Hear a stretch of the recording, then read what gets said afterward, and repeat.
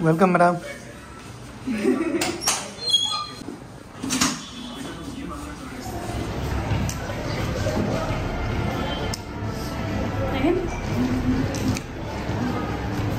Too big, guys.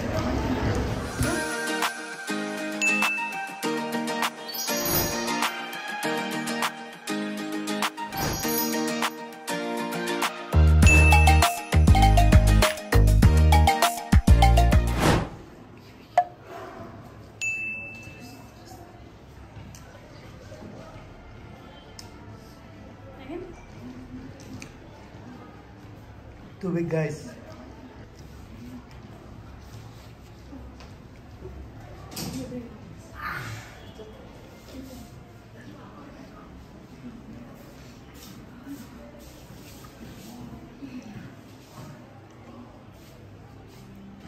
Want to go home now? Thank you for the prayers. Okay, these are the stone. Show them.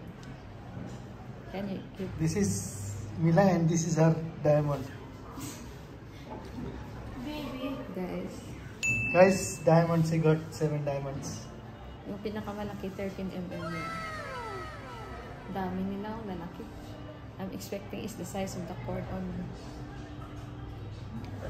Nice. Kumikirot kasi siya, guys, ano? Kasi wala na akong anesthesia.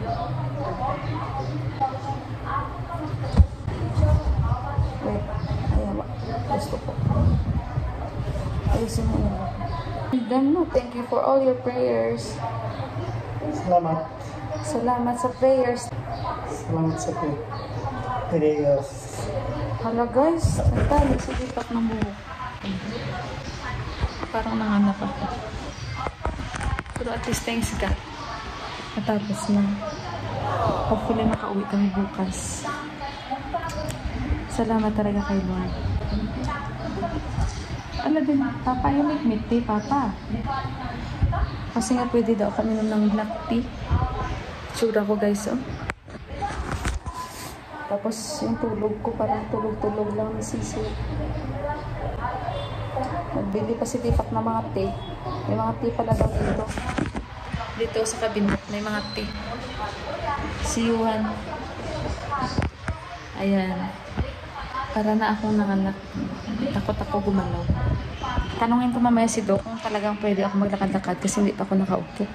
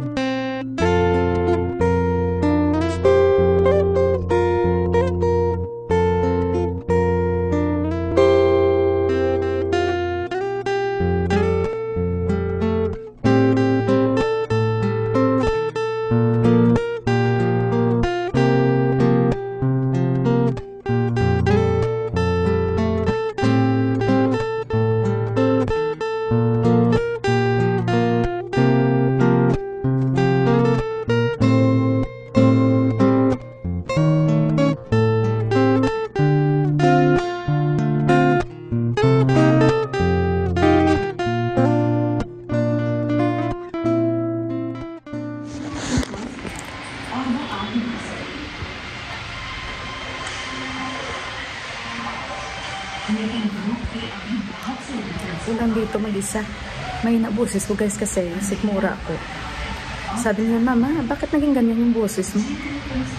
Ganyan, anak, kasi yung sugat ko, anak, ano, bawal maglakas ng boses kasi parang nagpupunik siya sa mga sugat ko ba. Bearable siya, guys, kayang-kaya. Ito lang yung pinakaayaw ko, guys. Ayaw ko talaga nito.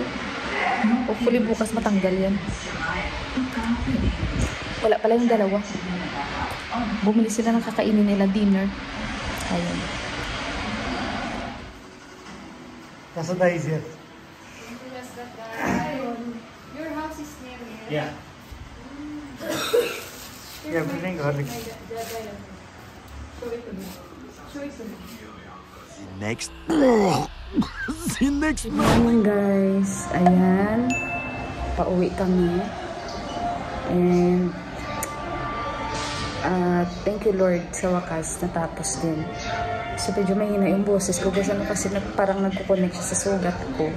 Okay naman yung sugat ko, dry na dry. Sabi ng dalawang nurse na nag-dressing. Siyempre naninibago tayo. Medyo hinahinay tayo sa pagsasalita. Dahil alam niyo naman, iba yung ano natin ngayon, ng katawan. And ayun guys, ready na si Yuan. And si Pipa. Wala ako guys, masyadong tulog kasi naninibago ko sa ospital. Hindi ako nakatulog ng maayos dito. Parang nagka-anxiety ako ba? Na yung katawan ko tulog pero yung isip ko gising na gising. Wala ako guys tulog, namamahay ako. So sa bahay na lang ako magpapahinga. So si Doc siguro may inoperahan pa kasi sabi niya by 10, aalis na kami. And hindi ako nag-take ng BP ko na gamot pero magtatanong pa rin ako. Kasi na syempre hindi ko naman pwedeng i-stop yun agad-agad, diba? Kasi bigayin sa akin ng cardiologist. So since syempre sila yung nagmamonitor sa akin, dahil yung BP ko from the start normal guys ang BP ko, so hindi nila ako pinapatik simula nung after akong operahan.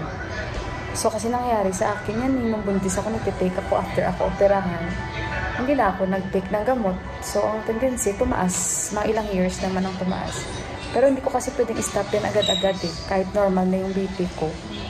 So ayun, tingnan natin. Masakit ang lalamunan ko. Tapos yung mga laman-laman ko parang nagkagaganon oh. Kasi guys wala akong kain. Puro lahat liquid. Tubig, soup, bawal ako sa iba. Nakaporma na ako guys, wala akong bra. Pero praise the Lord, thank you Lord talaga. Ay, basta guys kung ako ay talagang pwede na magsalita ng alam niyo yun na hindi na masyadong sakit sa aking sugat. Pagkukwento ako sa inyo, marami akong kukwento sa inyo. Sasi sa bahay. A few moments later. Guys, siguro na nanibago lang ako takot ako maglakas ng boses ko.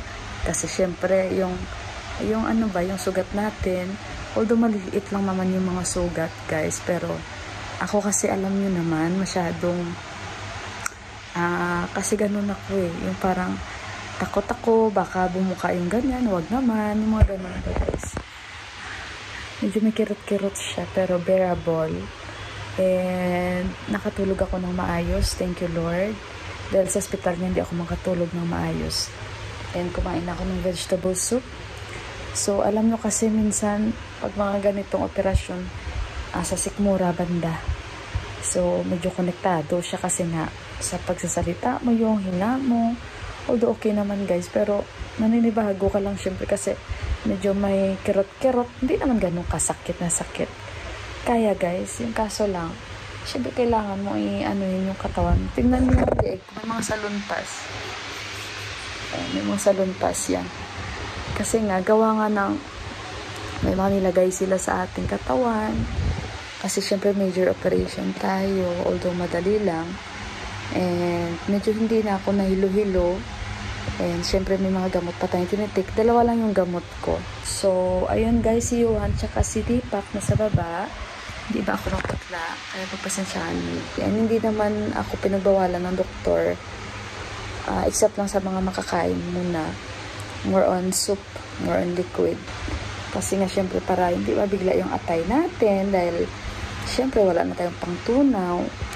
And of course, from time to time, kumakain ako, inom ako ng tubig. And ayun. So kailangan ko talagang hindi antayin na magutom ako. Kaya pag nakaramdam ako, inom agad ako ng tubig. Hindi man ito tubig.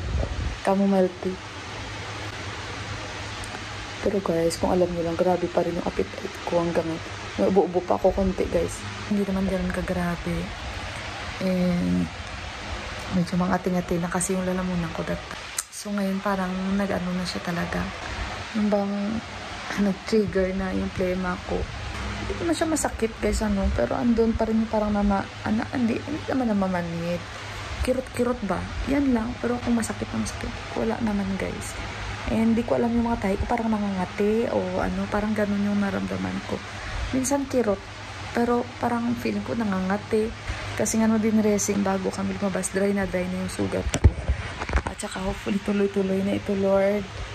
And medyo kahit pa paano may improvement yung paglalakad ko. And hindi ako hirap maglakad. Gusto ko lang i-straight yung body ko. Kasi alam niyo naman ako medyo kuba, diba? So, and still ramdam ko pa rin yung aking tiyan na lahat ng mga organs ko parang nag-i-spread. Alam niyo yun. So, this is my second day. Ayan. Okay naman. Thank you, Lord. Thank you, Lord, talaga. Ang kinain ko pa lang naman ngayon is vegetable soup. And nagtitik lang ako ng paracetamol. And Pantak para sa gastritis. And iwas prevention sa mga acid. And ayan guys, second day.